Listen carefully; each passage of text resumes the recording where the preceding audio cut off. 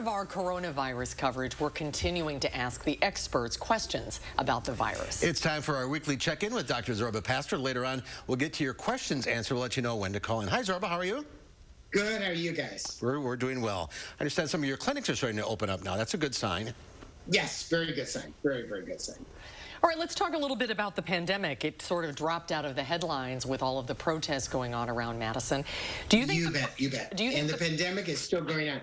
Well, there are a couple of things that are of interest. First of all, some research done in Australia seems to go, remember in Australia, the other side of the planet, they're beginning their winter season, that as the humidity goes down and the air becomes drier and the air becomes colder, that it appears that the coronavirus, COVID-19 or COVID-20, might actually get stronger and stronger.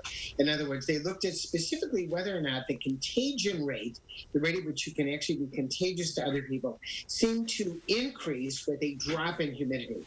And so this really doesn't bode well. It means that during the wintertime, we might see a rise in the coronavirus because, in fact, it might be as the humidity drops, it's easier to actually spread the disease. Now, once again, it's one study. It doesn't prove anything. This is science and evolution, but I think it's something we have to be concerned of. Certainly with the influenza pandemic of 1918, there was the first influenza epidemic, and then there was the second one that was even worse than the first. So remains to be seen what this data shows. So that's the first thing for the follow-up. The next thing is the FDA has now approved a total of 4 different tests that people will be able to do at home with saliva for the coronavirus. Now, the accuracy of the test is kind of a big question. I wrote a good colleague of mine at Johns Hopkins, and I said, Exact Sciences is doing a test on the coronavirus. How accurate is it? And he said the test actually got approved after they set the gold standard. They only did something like 40 tests in order to get approval. So in other words, how accurate these tests are still remains to be seen. But I think once we get more and more testing out there, we're going to get a better idea of what to do and basically how to keep people at home when they're actually sick.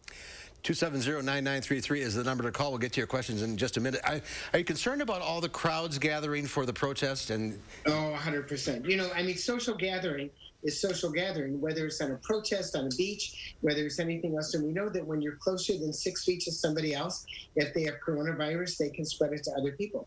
And I think what we're going to see with all the protests is an increase in the coronavirus. We'll certainly find out. We'll certainly know in somewhere between 2 and 4 weeks because it takes that long for the incubation period to go on. But I want to remind you, in 1918, there weren't protests, but there were gatherings for the sale of Liberty bonds.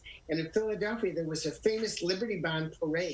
And following the parade, literally 10 days or 2 weeks later, from the influenza epidemic and pandemic that was coming on, there were a number of people that got sick and died from it. So I'm afraid that all of the protests, because even with masks, you should be 6 feet apart, are really going to make a difference. And we'll know. We'll find out in the next couple of weeks. Fingers crossed, that's for sure. All right, 270-9933 is the number to call. We'll get to your questions right after this.